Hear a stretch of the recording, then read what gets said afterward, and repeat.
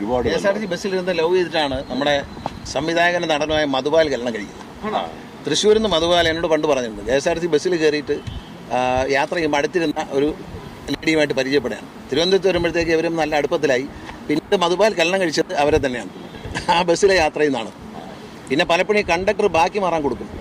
ഈ ബാക്കി മാറി എടുത്തോളൂ എന്ന് 100 രൂപ കൊടുക്കും. ഈ 100 രൂപ കൊണ്ട് മാറി നിന്ന് ബാക്കിയൊക്കെ മാറി കൊണ്ട് ഇവരുമായി സംസാരിച്ച് അങ്ങനെ പ്രണയിച്ച് വിവാഹം കഴിച്ചവരുണ്ട്, അങ്ങനെ ഡൈവോഴ്സ് ചെയ്തവരുണ്ടെന്നാണ് പറയുന്നത്.